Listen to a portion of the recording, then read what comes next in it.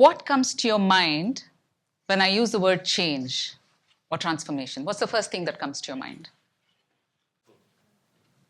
Not comfortable. How goal-oriented do you feel right now? What's the connection between the two, goal and change? Why do you need a goal map to manage your change? So let's think for a moment, right? Think about, imagine that you want to scale the Mount Everest. What a vision that would be. Imagine standing on the summit with your friends and taking some selfies, flying the Indian flag probably. What a memory you'd be creating for yourself. But at the heart of this exercise is an arduous training session. You have to prepare for at least 6 months and go through rigorous training, fitness, and also when you actually start your climb, start the trek, it is nothing like what you have read about, right? It is not that easy to actually think through your way to the climb. Why am I even sharing this? Why is this relevant? Climbing Mount Everest has been actually touted to be a life-changing, life-altering, a transformative experience. And any kind of transformation has its own challenges, right? Any kind of change, any transformative experience comes with its own challenges. And the way you prepare for this, the way you break down a large transformative goal into meaningful steps, into meaningful milestones, is the secret between make or break. Now, there are a lot of people who take on goals in their lives. New Year resolutions, we have seen how well it works, right? After the first few months of excitement, people usually drop their goal along the way. Why does that happen? That's because change inherently, like some of you mentioned, change is painful. We inherently are built to resist change. We like constancy, right? So any kind of large transformative goal, if we don't break it down into meaningful steps with breaks, milestones, rest points, just like how you would scale the Mount Everest, right? You need the checkpoints, the rest points, and probably you even need a guide. Until and unless you plan it out that way, change becomes difficult. And usually people drop their change goals along the way. In my experience of having done 88 change projects now across 16 industries in 10 different geographies and working with global leaders, I've seen one thing over and over again. Change is never a straight line. It has its ups and it has its downs. And that is why today I'm going to share a secret with you, how you can break down your Everest-like mountainous change goals into meaningful, smart change steps with the right measures and the right milestones. You are not unfamiliar with this concept of small wins and celebrating these small wins. There's a Harvard Business Review case where authors Teresa Amabile and Stephen Kramer, and even my own experience over decades, we have seen that when you celebrate small wins at regular intervals, that creates the momentum to take you forward in your goal. And any kind of change has to be broken down into small components. Let me share an example with you. Let's say you have this massive goal of making a better physical and mental well-being for yourself. If you were to actually, this looks very overwhelming, right? What does physical and mental well-being mean? It's like looking for a circle in a circular room, you're looking for a corner. So if I were to break that down into some meaningful milestones, some logical steps, for example, the first milestone could be something like 30 minutes every day, at least 3 times a week, I'm going to go for a walk. Start with that. And the consistency and the time period matters. And once you achieve this, once you're able to do that consistently for a given period of time, it becomes a habit. Your achievement becomes your habit. And you celebrate that small milestone achieved. Maybe treat yourself to a coffee or buy yourself a new book. So that's one milestone achieved. The second milestone could be, I'm going to practice 15 minutes of mindfulness every week, at least 3 times a week. And again, consistency and the time within which you want to achieve that milestone. So when you celebrate your milestones, when you break down a large goal and celebrate those milestones, it creates the momentum. It becomes a driving force for you. For one of the clients that I consulted in the food retail industry, we were able to create this transformation. They wanted to improve their customer satisfaction scores, but that was a large goal. So what they did is they broke down their goals into smaller milestones of everyday activities that actually add up to the customer satisfaction. Like, for example, having frequent touch points with a customer, sending them personalized notes for celebrations or for events once in a quarter, something like that. So when they broke that down, and when each team member followed through these goals consistently, they were able to achieve individually as well as collectively. And when they celebrated these wins, the customer scoring actually increased automatically. And they were able to achieve this within 8 months. Now, let me introduce to you this model called OKRs. How many of you have heard of OKRs? How many of you have used OKRs? OKRs stand for objectives and key results. It is called a goal-setting tool. However, I think that's a very poor use of this model. It's actually a transformation management tool, right? A change management system. Let's see how. OKRs are actually made up of several components. I'm going to talk about 3 important components, not all of them, but the 3 most important components of OKR. The objective itself, which is the what, it's a qualitative statement. The key results, which are the how much and by when. So the time period is important. And that is the quantitative statement, and which has a measure. And the initiative, which is what most people miss out when they do OKRs. The initiative is your strategy needle, right? So if the objective is the what, key result is how much and by when, the initiative is what all will I do, by when, how, and who all will I collaborate with to do that. This is the most important element of OKRs. Now, I'll give you an example of how OKRs could look. Let's say you want to improve your customer service efficiency.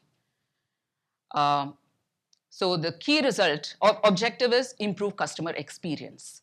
Key results could be something like reduce the customer wait times by 40%. Or it could be something like achieve 90% satisfaction in post-service surveys sent to the customers. And the initiatives could be hire the right trained folks to handle customer calls. Or it could also be create more number of customer touch points where customers can reach out to you. So if you think of OKR as a clock, your objective is the hour hand, your key results are your minute hand, and your initiatives are the second hand. Keep track of the second hand. You know when the second hand is moving consistently, the hour and the minute hand will automatically move. So initiatives is where you can make or break your OKR exercise, the change exercise. I'll give you 2 examples of OKRs to help you understand this concept better. One is the personal OKRs, and one is in the organizational setup. So one of my colleagues had this fitness goal that she wanted to achieve. And she defined, so her objective was feel fit and healthy. Qualitative, pretty creative. But how do you measure fitness and health? So she defined her key results as reduce the body weight to the ideal body weight of 68 plus or minus 5% within 6 months. So the time period. And the second key result was being able to run 5 kilometers in 30 minutes without loss of breath. She was able to run 5 kilometers in 30 minutes. But the palpitations, the panting, and loss of breath. So she wanted to actually increase her stamina. So the objective and the key results. So let's see what her initiatives were. Her initiative was first fix her eating habits. So have at least 5 portions of vegetable every day. And the second was increase protein intake to the ratio of 1:1, 1 gram of protein minimum per kg of body weight. And the third was to increase her stamina by doing circuit training for at least 30 minutes a day. And fourth, to improve her strength by doing strength training for at least 40 minutes a day. So as she started working towards these initiatives to help achieve those key results, she was able to achieve this within a period of 8 months. So there was a 2-month lag for whatever reasons. But she was able to achieve that by systematic tracking of her OKR in the right OKR format. So yes, there is an OKR format, there is a syntax, and there is a vocabulary, right? So there is a structure to this change management model. And when it is used the right way, it can create the right success narrative for you. So what is this success narrative? We'll talk about that. Let me also give you an example of an organizational OKR. So one of my clients who I consulted for wanted to improve their product launch efficiency. So their objective was something like faster product launch and more efficiently. And the key result was reduce the pre-launch preparation time by 40% and reduce the critical bugs to 0 at launch. And the initiative that they took was to automate their testing process by 90% to reduce the testing errors by at least 20%.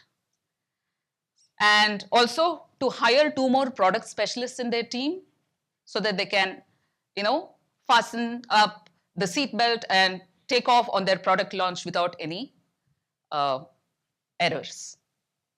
So when you define your objectives, key results, and initiatives, and it is mapped, right?